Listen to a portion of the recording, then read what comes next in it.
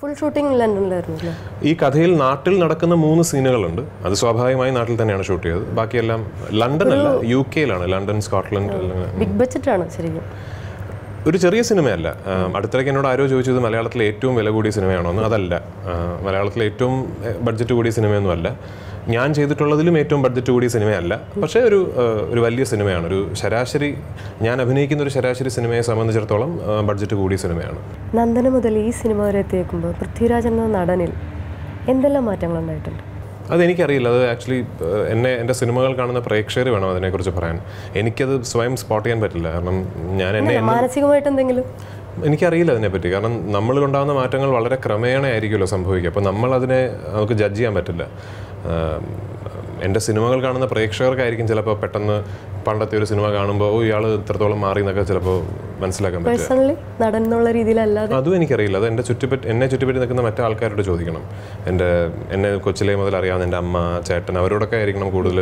ഇപ്പോൾ സുപ്രിയ, അവരോടൊക്കെ ആയിരിക്കണം ചോദിക്കേണ്ടത് ഞാൻ എത്രത്തോളം മാറി. കഴിഞ്ഞ ദിവസം എന്തെങ്കിലും വായിച്ചു, എന്തെങ്കിലും മാറ്റങ്ങൾ ഉണ്ടായിട്ടുണ്ടെങ്കിൽ അത് സുപ്രിയയ്ക്ക് കൊടുക്കുന്ന ക്രെഡിറ്റ്. അതെ, സാധാരണ ആളുകൾ ആരും അങ്ങനെ സമ്മതിച്ചു കൊടുക്കാറില്ല. ചെറിയ ക്രെഡിറ്റ് പോലും അല്ല. ഇപ്പം എന്നോട് എല്ലാവരും അത് കല്യാണത്തിന് ശേഷം മാറി എന്നൊക്കെ. അപ്പം എനിക്കറിയില്ല അങ്ങനെ മാറിയിട്ടുണ്ടോ എന്ന്. അങ്ങനെ മാറിയിട്ടുണ്ടെങ്കിൽ സ്വാഭാവികമായി അതിൻ്റെ ക്രെഡിറ്റ് സുപ്രിയയ്ക്ക് ആയിരിക്കുമല്ലോ. കാരണം ഒരു നല്ല ഭർത്താവ് കൂടിയാണെന്ന് തെളിയിച്ചു. അത് സുപ്രിയോട് ചോദിക്കണം. പൃഥ്വിരാജ് എന്ന നടനെ മലയാളികൾക്ക് അറിയാം, പ്രൊഡ്യൂസറെ അറിയാം. ഇനി എന്താണ് ഒരു ഡയറക്ടർ? എനിക്ക് ഒരു സ്വന്തം സിനിമ എന്നുള്ളത് കുറേ കാലമായിട്ടുള്ളൊരു സ്വപ്നമാണ്. ഞാൻ ഇതിന് മുമ്പൊക്കെ വളരെ മുമ്പ് ചെയ്യേണ്ടിയിരുന്നതായിരുന്നു. ഇൻഫാക്ട് ഞാൻ സംവിധാനം ചെയ്യാൻ അഡ്വാൻസ് വാങ്ങിയ സിനിമയാണ് സിറ്റി ഓഫ് ഗോഡ് എന്ന് പറയുന്ന സിനിമ. അത് പിന്നീട് ലിജോ ജോസ് പല്ലിശ്ശേരി സംവിധാനം ചെയ്തു. ഞാൻ എൻ്റെ മനസ്സിൽ കണ്ടിരുന്നതിനേക്കാൾ 10 ഇരട്ടി നല്ല സിനിമയാണ് അയാൾ എടുത്തത്. പക്ഷേ ആ സിനിമ ഓടിയില്ല. എന്നാലും എനിക്കത് ഇഷ്ടമുള്ള പടമാണ്. പിന്നെ അതിനുശേഷം പിന്നെ ഞാൻ എൻ്റെ മറ്റ് ആക്ടിങ് കമ്മിറ്റ്മെൻറ്റ്സ് കാരണം അത് വീണ്ടും ഇങ്ങനെ തള്ളിപ്പോവുകയായിരുന്നു. ഇപ്പോഴും എന്നെ അതിനുവേണ്ടി നിർബന്ധിക്കുന്ന എൻ്റെ സുഹൃത്തുക്കളുണ്ട് ഇൻഡസ്ട്രിയിൽ തന്നെ. എന്തെങ്കിലും ചെയ്യണം എന്നൊരു ആഗ്രഹമുണ്ട്. അത് അറിയില്ല, നോക്കട്ടെ. ഇഷ്ടമാണോ ഡയറക്ഷൻ? ആണ്. ഇപ്പോൾ ഈ മാധ്യമത്തിൽ ക്രിയേറ്റിവിറ്റി എന്ന് പറയുന്നതിൻ്റെ ഹൈ പോയിന്റ് എന്ന് പറയുന്ന സിനിമാ സംവിധാനം തന്നെയാണ്. ഇപ്പോൾ ടെക്നിക്കൽ സൈഡിനെ കുറിച്ച് എല്ലാം അറിയാം. എല്ലാവരും എനിക്കറിയില്ല. എന്നാലും ഏത് ആംഗിളിൽ വെച്ചാൽ നന്നാവും എനിക്കങ്ങനെ അറിയില്ല. എനിക്കങ്ങനെ എല്ലാം അറിയൊന്നുമില്ല. എന്നാലും കുറച്ചൊക്കെ അറിയാലോ, സിനിമയെ കുറിച്ച് പഠിച്ചല്ലോ, കുറച്ചൊക്കെ അറിയാം. അപ്പോൾ ഈ ഒരു സമയത്താണ് നന്ദന സംഭവിച്ചെങ്കിൽ അത്രയും നിഷ്കളങ്കമായിട്ട് ആ റോള് ചെയ്യാൻ പറ്റുമായിരുന്നു? പറ്റില്ലായിരിക്കും. ഈ പറയുന്ന പോലെ ഇപ്പോൾ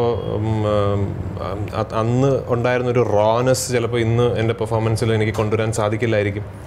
എന്നാൽ ഇന്ന് ആസ് എൻ ആക്ടർ ഇത്രയും സിനിമകൾ ചെയ്തതിന് ശേഷം ഒരു ആക്ടർക്ക് സ്വാഭാവികമായി ഉണ്ടാകുന്നൊരു റിഫൈൻമെൻറ്റ്, ആ റിഫൈൻമെൻറ്റ് ചിലപ്പോൾ മറ്റ് ചില ഗുണങ്ങൾ അതിന് കൊടുത്തേക്കാം എന്നുണ്ടാവും. പക്ഷേ അത് ഡെഫിനറ്റ്ലി അന്ന് ഞാൻ ചെയ്ത് എനിക്ക് ഇന്ന് ചെയ്യാൻ പറ്റില്ല. ഇന്ന് ഞാൻ ചെയ്തുകൊണ്ടിരുന്ന എനിക്ക് അന്ന് ചെയ്യാനും പറ്റില്ലായിരുന്നു. പിന്നെ ഡയറക്റ്റ് ചെയ്യാൻ പോകുമ്പോൾ എങ്ങനത്തെ സിനിമകളാണ് താല്പര്യം? സീരിയസ് സബ്ജക്റ്റ് ആക്കിയോ അതോ അങ്ങനെ നല്ല സിനിമ എന്നുള്ളതിനോടെ ഉള്ളൂ താല്പര്യം? പൊതുവെ കുറച്ച് ഇന്റർനാഷണൽ ലെവലിലേക്ക് ചിന്തിക്കുന്ന ടൈപ്പാണ്. അതുകൊണ്ട് ഞാനോ എനിക്ക് അങ്ങനെ ഒരു ലെവലൊന്നുമില്ല. ഞാൻ നല്ല സിനിമകളിൽ അഭിനയിക്കണമെന്ന് ആഗ്രഹിക്കുന്ന ആൾ, അത്രയേ ഉള്ളൂ. അതിപ്പോൾ ഞാൻ നല്ലതെന്ന് വിശ്വസിച്ച എല്ലാ സിനിമകളും നല്ലതായിക്കൊള്ളണമെന്നില്ല. ഇതിനു മുമ്പ് എൻ്റെ ജഡ്ജ്മെൻറ്റ് തെറ്റിയിട്ടുണ്ട്, ഇനിയും ഭാവിയിലും തെറ്റാം. പക്ഷേ അവർ അഭിനേതാവായിട്ടാണെങ്കിലും നിർമ്മാതാവായിട്ടാണെങ്കിലും സംവിധായകനായിട്ടാണെങ്കിലും നല്ലതെന്ന് തോന്നിക്കുന്ന സിനിമകൾ അത്രയേ ഉള്ളൂ. അല്ലാതെ ഇന്ന തരം സിനിമകൾ, അങ്ങനൊരു പ്രത്യേക തരം സിനിമയോട് ഒരു കുറച്ച് കൂടുതൽ ഇഷ്ടമുള്ളൊരു ആളൊന്നുമല്ല ഞാൻ. അല്ല. വീട്ടിലൊക്കെ ഡിസ്കസ് ചെയ്യാറുണ്ടോ നിങ്ങൾ തമ്മിൽ? ഇല്ല. പുതിയ ഫിലിംസ് ഇല്ല. ഇപ്പോൾ തിരിച്ച് രണ്ടാം ഇതിലേക്ക് വന്ന ഇതിൽ കൂടുതൽ ഒരുപാട് എക്സ്പീരിയൻസ്ഡ് ആയിട്ടുള്ള ആർട്ടിസ്റ്റുകളുണ്ട്. പ്രതാപത്തൻ സാർ പോലെ, മുകേഷ് ഏട്ടൻ. അപ്പോൾ അവരുടെ കൂടെ വർക്ക് ചെയ്യുമ്പോൾ പൃഥ്വിക്കുണ്ടായിട്ടുള്ളൊരു ഹെൽപ്പ് എന്താണ് അവരുടെ കയ്യിൽ നിന്ന്? നമ്മൾ എക്സ്പീരിയൻസ്ഡ് ആയിട്ടുള്ള ആക്ടേഴ്സായിട്ട് വർക്ക് ചെയ്യുമ്പോൾ എന്താണ് നമുക്ക് കിട്ടുന്ന ഒരു ഹെൽപ്പ് എന്നുള്ളത് പലപ്പോഴും നമുക്ക് തിരിച്ചറിയാൻ സാധിക്കില്ലെന്ന് തോന്നുന്നു. എനിക്ക് നമ്മളൊരു സബ്കോൺഷ്യസ്ലി അവരിൽ നിന്ന് എന്തെങ്കിലുമൊക്കെ നമ്മൾ പിക്കപ്പ് ചെയ്യുന്നുണ്ടാവും. അവർ ചെയ്യുന്ന എന്തെങ്കിലും കാര്യങ്ങളിൽ നിന്ന് നമുക്ക് അത് ശരിയാണല്ലോ, അതൊരു വളരെ എഫിഷ്യൻ്റ് ആയിട്ടുള്ളൊരു പ്രോസസ്സാണല്ലോ നമുക്ക് അറിയുന്നുണ്ടാവും. പക്ഷേ അത് നമുക്കറിയില്ല അതെങ്ങനെയാണ് നമ്മളെ സ്വാധീനിക്കുക എന്ന്. എന്നെ ഹെൽപ്പ് ചെയ്തിട്ടുണ്ടാവും, ഉറപ്പായിട്ടും ഉണ്ടാവും. പക്ഷെ അത് എങ്ങനെയാണെന്നുള്ളതിനെ പറ്റി എനിക്കറിയില്ല. ആരെങ്കിലും അങ്ങനെ സ്വാധീനിച്ചിട്ടുള്ള വ്യക്തികളുണ്ടോ എപ്പോഴെങ്കിലും? ആക്ടേഴ്സ് അതുപോലെ ആവണം എന്ന് തോന്നിയിട്ടുള്ളത് ഒരുപാട് പേരുണ്ട്. ഞാൻ കൂടെ അഭിനയിച്ചിട്ടുള്ള തന്നെ, എൻ്റെ കൂടെ ഞാൻ അഭിനയിക്കാൻ അവസരം ലഭിച്ചിട്ടുള്ള തന്നെ ഏറ്റവും കൂടുതൽ ഇൻസ്പയർ ചെയ്തിട്ടുള്ള ആൾക്കാരാണ് മമ്മൂക്ക, നെടുമുടി വേണു അങ്കിള്, തിലകൻ സാർ, ശ്രീ ജഗതി ശ്രീകുമാർ. ഞാൻ പേരുകൾ പറയുമ്പോൾ ഒരുപാട് പേരുകൾ വിട്ടുപോകും, അതുകൊണ്ട് ഞാൻ പേരുകൾ പറയാത്തത്. അങ്ങനെ ഒരുപാട് പേര് നമ്മൾ അവരുടെയൊക്കെ ഒരു ഏറ്റവും എല്ലാവരുടെടുത്തും ഉള്ളൊരു കോമൺ ഫാക്ടർ എന്ന് പറയുന്നത് അവരുടെ ഡെഡിക്കേഷനാണ്. ഈ മാധ്യമത്തിനോടും അവരുടെ തൊഴിലിനോടും അവർ കാണിക്കുന്ന ഡെഡിക്കേഷൻ ആണ് അത് നമ്മൾ ഞാൻ എൻ്റെ അത്ര മഹത്തരമല്ലാത്ത സിനിമകളിൽ വേണു അങ്കിൾ, അമ്പിളി അങ്കിൾ, ജഗദീഷ് ശ്രീകുമാറൊക്കെ അഭിനയിക്കാൻ വരുമ്പോൾ ഞാൻ പലപ്പോഴും ആലോചിക്കാറുണ്ട്, ഈശ്വര ഇവർക്ക് ഇതിൽ എന്തെങ്കിലും ഒരു ത്രില്ലുണ്ടാവും, ഇവർ ഈ ചെയ്യുന്ന ക്യാരക്ടർ ഒരു 1000 പ്രാവശ്യം ചെയ്ത് കാണില്ലേ, ഉണ്ടാവും, അതുപോലത്തെ ഒരു 1000 ക്യാരക്ടേഴ്സ് അവർ ചെയ്തിട്ടുണ്ടാവും. പക്ഷേ എന്നാലും അവർ ലൊക്കേഷനിൽ വരുമ്പോൾ അവർ കാണിക്കുന്ന ഡെഡിക്കേഷൻ, അവരുടെ അപ്പിയറൻസ് സെറ്റ് ചെയ്യാനും അവർ സീൻ പഠിക്കാനും ഇതെങ്ങനെ ഇമ്പ്രൂവ് ചെയ്യാമെന്ന് അവർ അതിനെപ്പറ്റി ചിന്തിക്കാനും, അവർക്കൊന്ന് ഈസി ആയിട്ട് ആശുപത്രി സീൻ അവിടെ നിന്ന് വായിച്ചിട്ട് ചെയ്തിട്ട് അവർക്ക് വീട്ടിൽ പോകുന്നതേ ഉള്ളൂ. പക്ഷെ അത് ചെയ്യില്ല. ആ ഡെഡിക്കേഷനാണ് എല്ലാവർക്കും കോമൺ ആയിട്ടുള്ളത്. അതാണ് ഏറ്റവും വലിയ പാഠവും. എപ്പോഴെങ്കിലും ആരെങ്കിലും അഭിനയം കണ്ടിട്ട് അതുപോലെ ആവണം തോന്നിയിട്ടുണ്ടോ? പക്ഷെ ഇതുപോലെ എനിക്ക് പറ്റുന്നില്ലല്ലോ. അങ്ങനെ മലയാളത്തിൽ എളുപ്പമല്ലേ മമ്മൂട്ടി, മോഹൻലാൽ, അവരെ പോലെ ആവാൻ ശ്രമിക്കുക എന്നുള്ളതാണ് എല്ലാ ചെറിയ നടന്മാരും ചെയ്യേണ്ടത്, എല്ലാ ചെറുപ്പക്കാരെ നടന്മാരും ചെയ്യേണ്ടത്. ഞാൻ അവരെ പോലെ അഭിനയിക്കാൻ ശ്രമിക്കുക എന്നുള്ളതല്ല, അവർ ക്രിയേറ്റ് ചെയ്തെടുത്തൊരു ബോഡി ഓഫ് വർക്ക്, അവരുണ്ടാക്കി വെച്ചിരിക്കുന്ന ഒരു ലെഗസി എന്ന് പറയുന്നതാണ് നമ്മുടെ ഒരു സ്റ്റാൻഡേർഡ് എന്ന് പറയുന്നത്. അപ്പോൾ നമ്മൾ അതിലേക്ക് എയിം ചെയ്താലേ നമുക്ക് കുറച്ചെങ്കിലും എത്താൻ പറ്റുള്ളൂ. അത് മലയാളത്തിന് കിട്ടിയൊരു വലിയ ഭാഗ്യമാണ്. 30 വർഷക്കാലം കൺസിസ്റ്റൻ്റ് ആയിട്ട് ഈ 2 നടന്മാർ ദേ കീപ് റേസിംഗ് ദ ബാർ എന്ന് പറയുന്നത്. അപ്പോൾ അതൊരു വലിയ ഇൻസ്പിറേഷനാണ്. എനിക്ക് മാത്രമല്ല, നമ്മൾ ഈ യങ്സ്റ്റേഴ്സ് ആയിട്ടുള്ള ആക്ടേഴ്സ് എല്ലാവരും സംസാരിക്കുമ്പോൾ നമ്മളൊക്കെ ഡിസ്കസ് ചെയ്യുന്നത് അത് തന്നെയാണ്. ഇനി പൃഥ്വിക്ക് ശേഷം ഇനി യുവ നടന്മാർ വരും ഇല്ലേ? അവർക്ക് കൊടുക്കാനുള്ള ഇത്രയും നാളത്തെ എക്സ്പീരിയൻസിനിടയിൽ അവർക്ക് അഡ്വൈസ് കൊടുക്കാൻ മാത്രമൊന്നും ആയിട്ടില്ല. ഒരു മെസ്സേജ് ഇതേ ഉള്ളൂ. നമ്മൾ സിനിമയിൽ നമ്മൾ ആദ്യം സിനിമ എന്ന് പറഞ്ഞ മാധ്യമത്തിനെ പുറത്ത് നിന്ന് നോക്കുമ്പോഴും സിനിമയിൽ നമ്മളൊരു പുതുമുഖമായിട്ട്, ഏത് രംഗത്താണെങ്കിലും, അഭിനയമാണെങ്കിലും സംവിധാനമാണെങ്കിലും, ഒരു പുതുമുഖമായിട്ട് നമ്മൾ കാലെടുത്ത് വെക്കുമ്പോഴും ആദ്യം നമ്മളെ ഏറ്റവും കൂടുതൽ അതിലേക്ക് ആകർഷിക്കുന്ന കാര്യങ്ങൾ, അതിൻ്റെ ഫെയിം, മണി എന്നൊക്കെ പറയുന്ന കാര്യങ്ങൾ വളരെ പെട്ടെന്ന് പ്രസക്തമല്ലാതായിത്തീരും. കാരണം എപ്പോഴും ഞാൻ പറയുന്ന പോലെ ആദ്യത്തെ സിനിമ അഭിനയിച്ച് പുറത്തിറങ്ങി കുറച്ച് ആൾക്കാർ വെളിയിൽ നമ്മൾ തിരിച്ചറിയുമ്പോൾ നമുക്കൊരു വലിയ ത്രില്ലാണ്. ആദ്യമായിട്ട് ഒരു ഓട്ടോഗ്രാഫി വെച്ച ഒരാൾ വരുമ്പോൾ നമുക്കൊരു വലിയ ത്രില്ലാണ്. ഇപ്പോഴും അത് സന്തോഷം തരുന്നുണ്ട്, ഇല്ലെന്നല്ല ഞാൻ പറയുന്നത്. പക്ഷേ ഇപ്പോൾ അത് നമ്മുടെ ഡെയിലി ലൈഫിൻ്റെ ഒരു ഭാഗമായി. അപ്പോൾ അത് നമ്മൾ അതിനോടുള്ളൊരു ഭയങ്കരമായിട്ടൊരു അഭിനിവേശം ഇപ്പോൾ ഇല്ല. പണം ശരിയാണ്, നല്ല ശമ്പളം കിട്ടുന്ന ജോലിയാണ്, അല്ലാന്ന് ഞാൻ പറയുന്നില്ല. അത്രയും കഷ്ടപ്പാടുണ്ട് അല്ലേ? അല്ല, കഷ്ടപ്പാടിനില്ല. പക്ഷേ അതിനൊരു ഒബ്ജക്റ്റീവായിട്ട് ചിന്തിക്കുകയാണെങ്കിൽ ഞാനിപ്പോൾ എനിക്ക് ജീവിക്കാൻ ഇഷ്ടമുള്ള രീതിയിൽ ജീവിക്കാൻ വേണ്ടിയുള്ള പണം ഞാൻ ഓൾറെഡി എനിക്ക് സിനിമയിൽ നിന്ന് കിട്ടുന്നുണ്ട്. ഇനിയിപ്പോൾ എനിക്ക് നാളെ കൂടുതൽ പണം കിട്ടിയാൽ ഞാൻ വാങ്ങുന്നത് ഞാൻ പറയുന്നത്. പക്ഷേ അതുകൊണ്ട് എൻ്റെ ജീവിതത്തിൽ പ്രത്യേകിച്ച് മാറ്റമൊന്നും സംഭവിക്കാൻ പോകുന്നില്ല. ഇപ്പോൾ ഞാൻ എവിടെയെങ്കിലും പോയിട്ട് വല്ല എന്താ പറയുക ഒരു 50 ഏക്കർ എസ്റ്റേറ്റ് വാങ്ങിച്ചു. ഇപ്പോൾ എനിക്കൊരു 50 ഏക്കർ എസ്റ്റേറ്റ് എവിടെയെങ്കിലും ഉള്ളതുകൊണ്ട് എൻ്റെ ലൈഫിൽ യാതൊരു മാറ്റവും സംഭവിക്കാൻ പോകുന്നില്ല. അപ്പോൾ അതുകൊണ്ട് തന്നെ ഈ കാര്യങ്ങളെല്ലാം പതുക്കെ അപ്രസക്തമായി തുടങ്ങും. അപ്പോഴും നമ്മളെ ഇതിലേക്ക് 100% ഡെഡിക്കേഷനോടെ നിലനിർത്തണമെങ്കിൽ ഇതിനോടൊരു ട്രൂ പാഷൻ തന്നെ വേണം. അപ്പോൾ ആ പാഷൻ നമ്മൾക്കുള്ളിൽ അതുണ്ടോ ഇല്ലയോ എന്ന് പരമാവധി നേരത്തെ തിരിച്ചറിയാൻ സാധിക്കുക. അതില്ലെങ്കിൽ ഇത് വിട്ടേക്കുക. അതാണ് എനിക്ക് പറയാനുള്ളത്.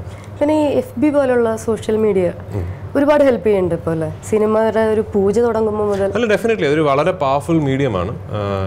സോഷ്യൽ നെറ്റ്വർക്കിംഗ് എന്ന് പറയുന്നത് പ്രോബബ്ലി ഇനിയും 22nd സെഞ്ച്വറിയിലൊക്കെ അതിൻ്റെ മാനിഫെസ്റ്റേഷൻസ് എന്തായിരിക്കും നമുക്ക് ചിന്തിക്കാൻ പോലും കഴിയില്ല.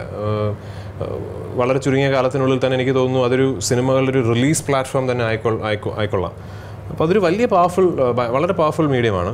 പിന്നെ എനിക്ക് പേഴ്സണലി എൻ്റെ തന്നെ ഒരുപാട് ഫ്രണ്ട്സ് ഉണ്ട്, അവരുടെ വീട്ടിൽ നിന്ന് സംഭവിച്ചു, അവരുടെ പട്ടിയുടെ ഫോട്ടോ, കുഞ്ഞുങ്ങളുടെ ഫോട്ടോ ഒക്കെ പോസ്റ്റ് ചെയ്യാന്നൊക്കെ പറഞ്ഞു. അപ്പോൾ ഞാനത് തെറ്റാണെന്നോ ശരിയാണെന്നോ അല്ല പറയുന്നത്, അതെന്നെ കൊണ്ട് പറ്റില്ല. എനിക്ക് എൻ്റെ ഒരു പ്രൈവറ്റ് സർക്കിളിനുള്ളിൽ നടക്കുന്ന കാര്യങ്ങൾ ഒരു സോഷ്യൽ നെറ്റ്വർക്കിംഗ് സൈറ്റിൽ പോസ്റ്റ് ചെയ്യുന്നതിനെ പറ്റി എനിക്ക് ചിന്തിക്കാൻ പറ്റില്ല. ഇപ്പോൾ ഈ പുതിയ സിനിമയുടെ തന്നെ ഒരുപാട് ഞാൻ തന്നെ കണ്ടു, FBയിൽ ഒരുപാട് ഇട്ടിട്ടുണ്ട്, ഫോട്ടോസ് ഇട്ടിട്ടുണ്ട്, ഒരുപാട് പ്രേക്ഷകരിലേക്ക് എത്തിക്കാൻ. ആദ്യം എനിക്ക് പറയാനുള്ളത്, നിങ്ങൾ ഈ കണ്ടു എന്ന് പറയുന്നത് എൻ്റെ ഒരു ഫാൻ കമ്മ്യൂണിറ്റി പേജാണ്, എൻ്റെ പേഴ്സണൽ ഫേസ്ബുക്ക് പേജ് അല്ല. അത് നടത്തുന്നതോ അതിലെ പോസ്റ്റുകൾ ഇടുന്നതോ ഒന്നും ഞാനല്ല. അത് എന്നെ സ്നേഹിക്കുന്ന ഒരു പറ്റം ചെറുപ്പക്കാർ ചേർന്ന് അവർ നടത്തുന്ന ഒരു ഫാൻ കമ്മ്യൂണിറ്റി പേജാണ്. പക്ഷേ എന്നിരുന്നാൽ തന്നെ അത് നടത്തുന്നവരെ എനിക്കറിയാം. അവർ എന്നെ ഓൾമോസ്റ്റ് ഡെയിലി അവരെന്നെ കോൺടാക്ട് ചെയ്യാറുണ്ട്. അവരതിനകത്ത് പോസ്റ്റ് ചെയ്യുന്ന ഇൻഫർമേഷനൊക്കെ അവർ ഞാനുമായിട്ട് ചെക്ക് ചെയ്തിട്ടാണ് അവർ പോസ്റ്റ് ചെയ്യുന്നത്.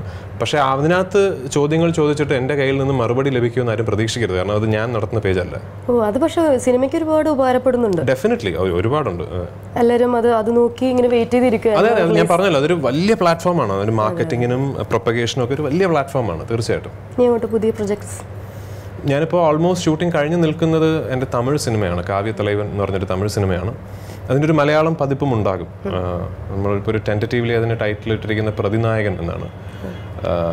അതിനുശേഷം ഇപ്പോൾ ഷൂട്ട് ചെയ്തുകൊണ്ടിരിക്കുന്നത് 7th Day എന്ന് പറയുന്ന ഒരു മലയാള സിനിമയാണ്. അത് ഞാൻ ഒരുപാട് കാലങ്ങൾക്ക് ശേഷമാണ് ഒരു സെറ്റ് ഓഫ് ഡെബ്യൂട്ടൻസിൻ്റെ കൂടെ വർക്ക് ചെയ്യുന്നത്. അതിലെ ഡയറക്ടർ, സ്ക്രിപ്റ്റ് റൈറ്റർ, പ്രൊഡ്യൂസർ എല്ലാവരും ആദ്യമായിട്ട് അത് ചെയ്യുന്ന ആൾക്കാരാണ്. ഒരു സസ്പെൻസ്, വളരെ ടോട്ടായിട്ടുള്ളൊരു സസ്പെൻസ് ത്രില്ലറാണ്. അതിനുശേഷം ഞാൻ അഭിനയിക്കുന്നത് ഞാൻ തന്നെ നിർമ്മിക്കുന്ന, ഞാനെന്ന് വെച്ചാൽ ഓഗസ്റ്റ് സിനിമ തന്നെ നിർമ്മിക്കുന്ന ലിജോ ജോസ് പെല്ലിശ്ശേരി സംവിധാനം ചെയ്യുന്ന ആൻറ്റി ക്രൈസ്റ്റ് എന്ന് പറയുന്ന സിനിമയാണ്. ഹിന്ദിയിൽ ഞാൻ തിയററ്റിക്കലി യെസ് പറഞ്ഞിരിക്കുന്നത് ഒരു പഴയ മലയാളം സിനിമയുടെ റീമേക്കിനാണ്. 1983 റിലീസായ പത്മരാജൻ സാറിൻ്റെ കൂടെവിടെ എന്ന് പറഞ്ഞ സിനിമയുടെ റീമേക്കിനാണ് ഞാൻ യെസ് പറഞ്ഞിരിക്കുന്നത്. പക്ഷേ അത് വളരെ നേസൻ്റ് ആയിട്ടുള്ളൊരു സ്റ്റേജിലാണ്, ഇപ്പം അതിനെ ഒന്നും ആയിട്ടില്ല. അത് ഓക്കെ, ആ സിനിമ ചെയ്യാൻ ഷാറുഖ് ഖാൻ്റെ കൂടെ ഒരു ഫിലിം എന്നൊക്കെ ഇടയ്ക്കൊരു ന്യൂസ് ഒക്കെ ഉണ്ടായിരുന്നു. എനിക്ക് ആ സിനിമ എനിക്ക് ഓഫർ ചെയ്തിരുന്നു, പിന്നെ പല കാരണങ്ങൾ കൊണ്ടും എനിക്ക് അതിൽ നിന്ന് പിന്മാറേണ്ടി വന്നു. ശരിക്കും നമ്മുടെ മലയാളത്തിൽ നിന്നൊരു നടൻ ഒരു ഇൻ്റർനാഷണൽ ലെവലിലേക്ക് പോകാമെന്ന് പറഞ്ഞാൽ വലിയ അഭിമാനമാണ്. അപ്പോൾ മലയാളികളുടെ ഒരു സ്വകാര്യ അഹങ്കാരം കൂടിയാണ് പൃഥ്വിരാജ്. മലയാളത്തിൽ ഞാനല്ലോ ആദ്യമായിട്ടൊരു ഇന്റർനാഷണൽ സ്റ്റേജിലൊരു നെയിം മെൻഷൻ ചെയ്യപ്പെടുന്ന ആള്. ഇപ്പോൾ ഈ കൂട്ടത്തിൽ അത് വലിയ സന്തോഷം. എല്ലാവർക്കും അത് വലിയ അഭിമാനമാണ്, സ്വകാര്യ അഹങ്കാരം കൂടിയാണ്. ഇപ്പോൾ വലിയ സന്തോഷം. പണ്ട് അച്ഛൻ പേരിടുമ്പോൾ ആലോചിച്ചിരുന്നുണ്ടാവും മലയാള സിനിമയിലെ അടുത്ത രാജകുമാരൻ എന്ന് വിചാരിച്ചു തന്നെയായിരിക്കും അല്ലേ? അങ്ങനെ ആലോചിച്ചൊന്നും എനിക്കറിയില്ല. പക്ഷെ അച്ഛൻ അമ്മയോട് പറഞ്ഞായിട്ട് അമ്മ എന്നോട് പറഞ്ഞിട്ടുണ്ട്. അതായത് അച്ഛൻ്റെ സ്കൂളിൽ അച്ഛൻ്റെ അച്ഛൻ പോയിട്ട് സുകുമാരനെ ഒന്ന് വിളിക്കുമെന്ന് ചോദിച്ചാൽ ഏത് സുകുമാരൻ എന്ന് ചോദിക്കുമായിരുന്നു. അപ്പം എൻ്റെ മക്കളുടെ പേര് പറഞ്ഞാൽ ഏത് എന്ന് ചോദിക്കരുത്. ശരിയാ, കറക്റ്റ്. പൃഥ്വിയെക്കുറിച്ച് കേട്ടിട്ടുള്ള പൊതുവെ കുറച്ച് ജാടാന്നൊക്കെ, പക്ഷെ ഇപ്പോൾ എനിക്ക് ഇന്നലെ ഭയങ്കര ടെൻഷനായിരുന്നു കേട്ടോ. പൃഥ്വിയാണ് ഇപ്പോൾ മനസ്സിലായി ഇത്രയും സ്വീറ്റായ ഒരാളുടെ അടുത്ത്. അതിപ്പോൾ ഞാൻ ഈ 10 മിനിറ്റ് സംസാരിച്ചുകൊണ്ട് ഞാൻ ഭയങ്കര സ്വീറ്റ് ആണെന്ന് വിലയിരുത്തണ്ട, ചിലപ്പോൾ അത് പറയാൻ പറ്റില്ല. അല്ല, എനിക്കങ്ങനെ തോന്നി. ഓക്കെ, അത് നമുക്ക് പറയാൻ പറ്റില്ല, കാരണം എൻ്റെ വേറൊരു വശം ഉണ്ടാവും, അത് ആർക്കും പറയാൻ പറ്റില്ലല്ലോ. ഇതിൽ നായിക അതെടുത്ത് പറഞ്ഞില്ല, ആൻഡ്രിയ അല്ലേ? പിന്നെയും തിരിച്ച് മലയാളത്തിലേക്ക് വരുന്നു. ഇപ്പോൾ വേറെ ഭാഷയിൽ നിന്ന് നായിക എടുക്കുക എന്ന് പറഞ്ഞൊരു ട്രെൻഡായി മാറിയിട്ടുണ്ട്. ഇതിൽ 2 നായികമാരുണ്ട്, ഒരാളല്ല, ആൻഡ്രിയയും നന്ദിത എന്ന് പറഞ്ഞൊരു കുട്ടിയും. 2 പേരും ഈക്വലി ഇമ്പോർട്ടൻറ്റ് റോൾസ് ചെയ്യുന്ന 2 നായികമാർ ഈ സിനിമയിലുണ്ട്. ഈ വേറെ ഭാഷയിൽ നിന്ന് എന്ന് പറഞ്ഞാൽ അതൊരു മനഃപൂർവ്വമുള്ളൊരു ഇതൊന്നുമല്ല. ആക്ച്വലി മലയാളത്തിൽ വളരെ കുറച്ച് നായികമാരേ ഉള്ളൂ. എന്നാൽ 2013 180ഓളം സിനിമകൾ ഇവിടെ സൃഷ്ടിക്കപ്പെട്ടു. അപ്പോൾ ആക്ച്വലി നായകന്മാരൊക്കെ വളരെ ബിസിയാണ്, അൺഫോർച്ചുനേറ്റ്ലി. അപ്പോൾ നമ്മൾ പലപ്പോഴും നമ്മുടെ ഒരു ഇപ്പോൾ മലയാളത്തിലിപ്പോൾ നിരന്തരമായ സിനിമകൾ ചെയ്തുകൊണ്ടിരിക്കുന്ന ആൾക്കാരുടെയൊക്കെ പേരുകൾ ഡിസ്കഷൻ വരുമ്പോൾ നമ്മൾ ചോദിച്ചു പോകും, നമ്മൾ ആഗ്രഹിക്കുന്ന ഡേറ്റിൽ അവർ അവൈലബിൾ ആയിരിക്കില്ല, അങ്ങനെ ഒരുപാട് കുഴപ്പങ്ങളുണ്ടാവും. അതുകൊണ്ടാണ് അല്ലെങ്കിൽ ഒരു ഭാഷ അറിയാത്തൊരു കുട്ടിയെ വെച്ച് ഷൂട്ട് ചെയ്യുക എന്ന് പറയുന്നത് ideally it's not a very good option. എല്ലാ പ്രൊജക്ട്സിനും all the best. Thank you so much.